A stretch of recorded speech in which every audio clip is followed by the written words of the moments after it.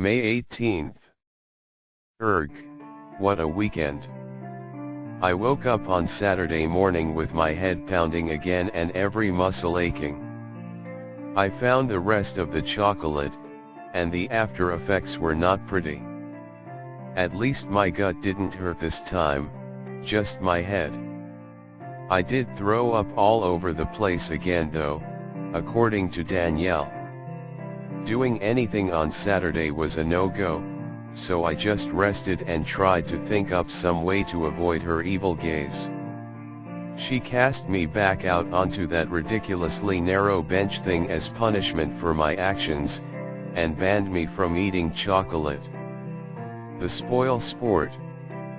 She claims I must have something wrong with me, making me unable to process the chemicals in it, or some such nonsense.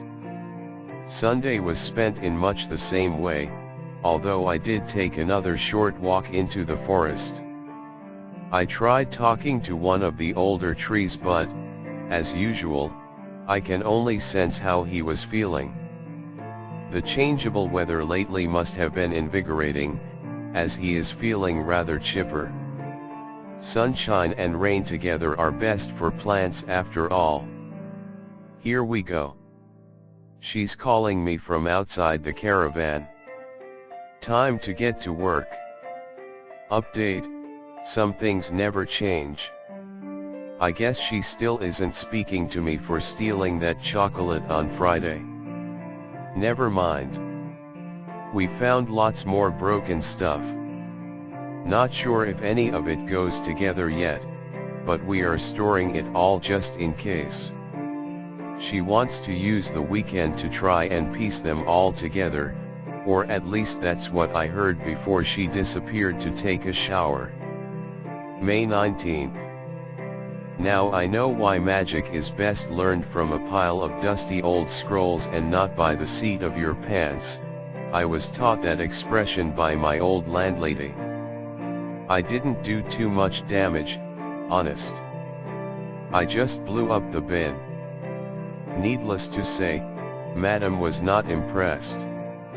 I told her the bag had broken as I was carrying it, but her eyes let me know her thoughts on the matter before her mouth even moved. Yeah, and I'm a 6-inch tall blonde Scandinavian, she scoffed. Norwegian, I was raised in Norway, I muttered pathetically. Like I care. Clean this up before I use you as a mop. Grumpy witch. I was only trying to make the bag float out of the bin. Might be wise to practice with some leaves or something next time though. Didn't think it would puff up and go boom. Oh well, time to play some music and start cleaning this pigsty. How does this radio contraption work again? May 20th. Nothing much went on today. Danielle cheered up a bit after I cleaned the whole caravan from top to bottom for her. The bugs are really coming out in force now, which isn't doing my itchy ears any favors. I took a walk around lunchtime to practice some magic in the woods. Not only do I need to rid myself of this headband before I tear my ears off, but I also need to be able to defend myself when Madam gets nasty.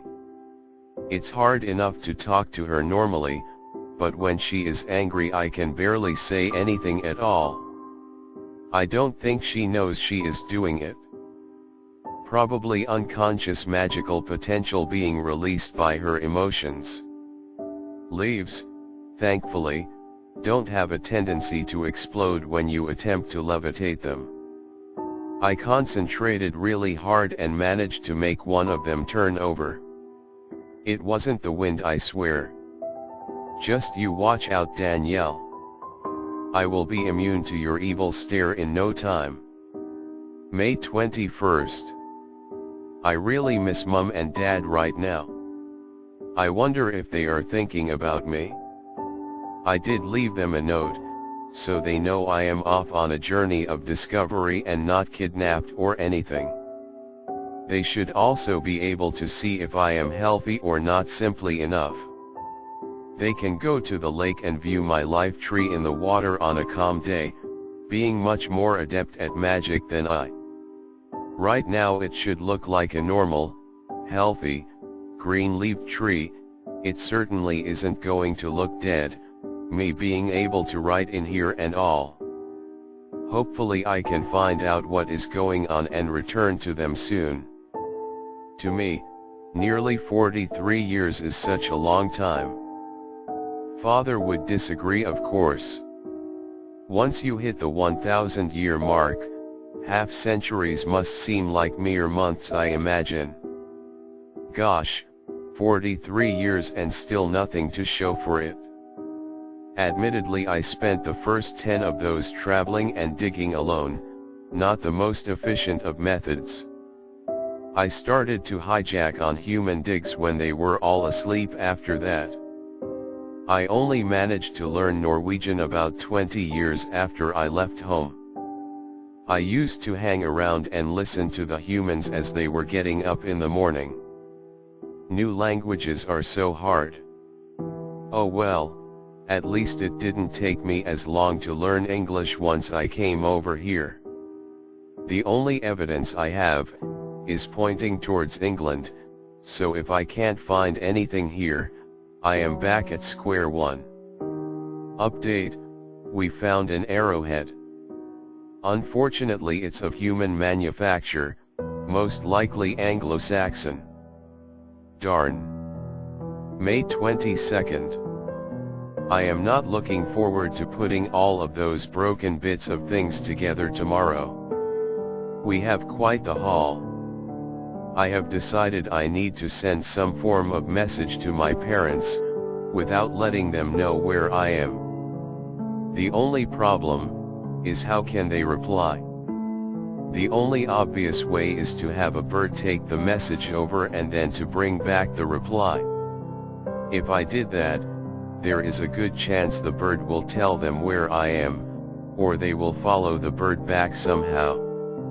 I wish I knew more magic.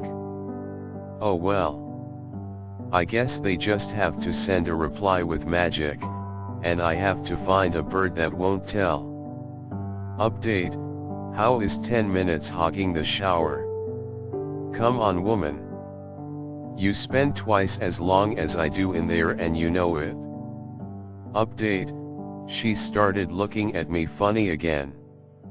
It's creeping me out.